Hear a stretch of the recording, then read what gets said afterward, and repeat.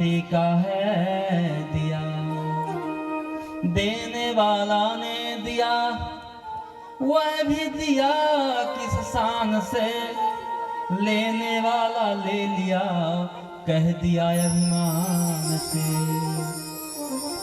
जब शरीर मिल जाता है तो अभिमान हो जाता है कि मैं महान हूँ, श्रेष्ठ हूँ। अरे शरीर कैसा है?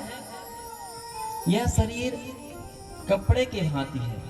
जिस प्रकार से आज हम इस कपड़े को पहने हैं, शाम को या कल सुबह उतार देंगे, दूसरा पहन लेंगे, फिर परसों दूसरा पहन लेंगे। इसी प्रकार यह शरीर है।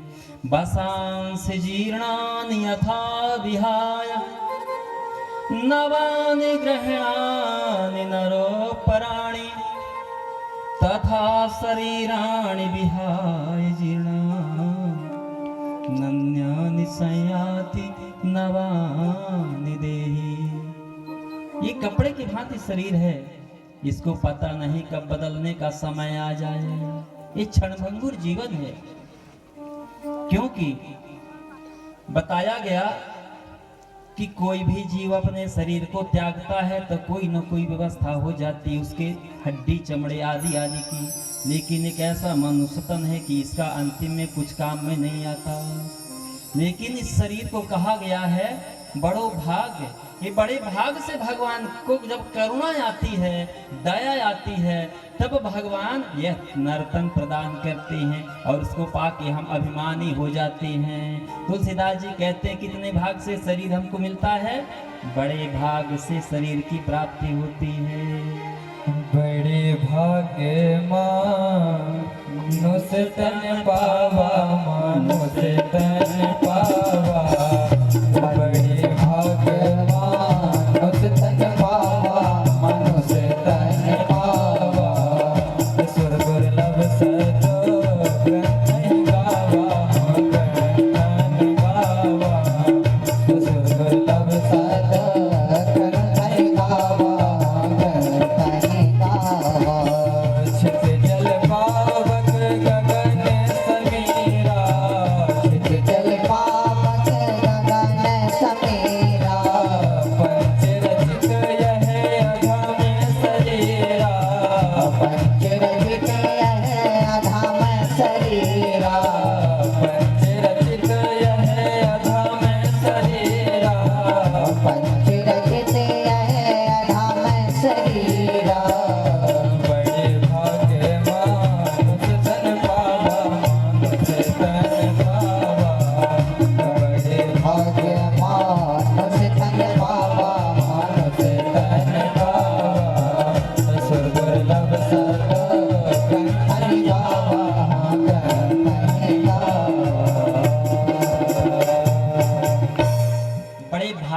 शरीर की प्राप्ति होती है। ऐसे शरीर को प्राप्त करके हम ईश्वर को न पहचान पाए, किसमें लिप्त रहे?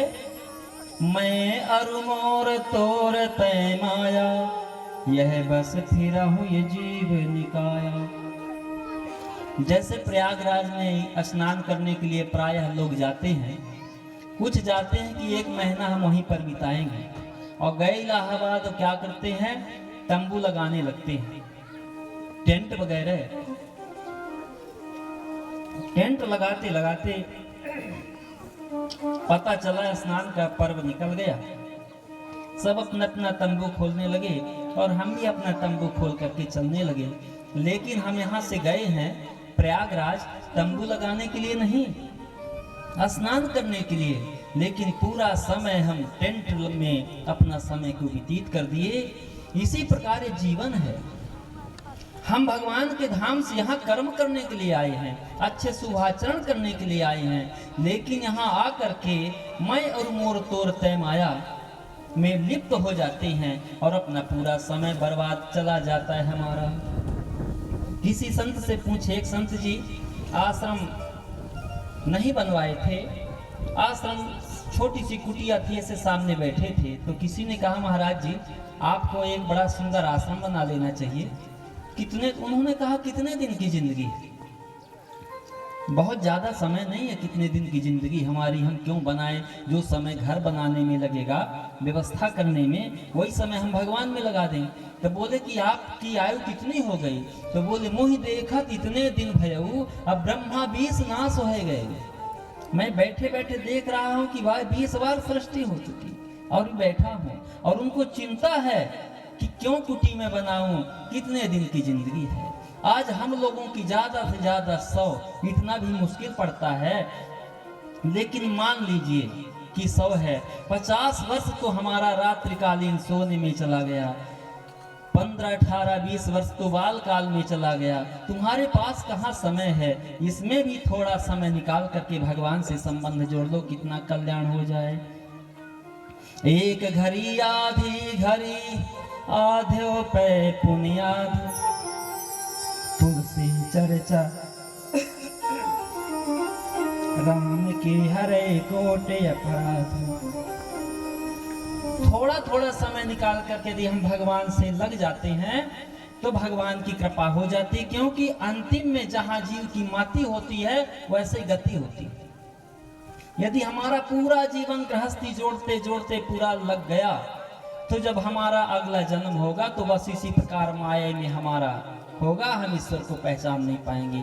तो ईश्वर को पहचानने के लिए भगवान की कथा चरित्रों का चिंतन करना चाहिए। आप देखे होंगे छोटे छोटे बच्चों को, जब बच्चे खेलते हैं उनको कोई पढ़ाई का विषय दे दीजिए, याद नहीं कर पाएंगे, और कहीं टीवी में फिल्मी गाना गीत चलता होगा, जल्दी कंठस्थ कर देंगे। दूसरी बात, उनको पढ़ा पढ़ा के थक जाइए और बताइए समझ में नहीं आएगा। लेकिन 4 तो बच्चे जहाँ इकट्ठा हो जाएंगे तो घर बनाना शुरू कर देते हैं।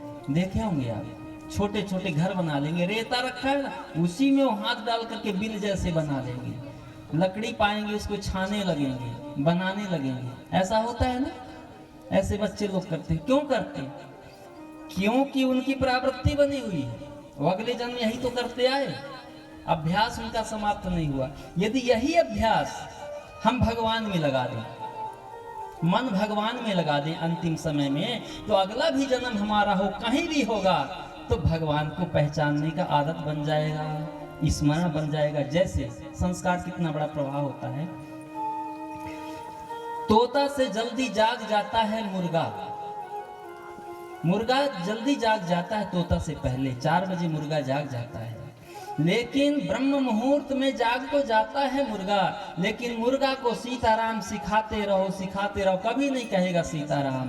वो कुकड़ों के अलावा कुछ बोलने वाला नहीं है। और उस तोता को आप सीताराम सिखाइए, मिट्ठू सीताराम कहो तो तोता सीताराम कहना शुरू कर देगा। क्यों कह देगा?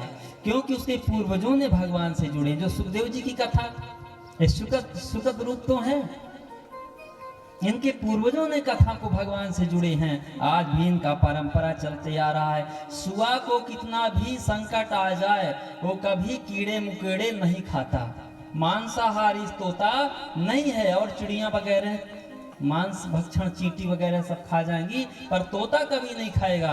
अब तोता में ही संस्कार बोलने की क्षमता होती जो सीताराम कह सकता है।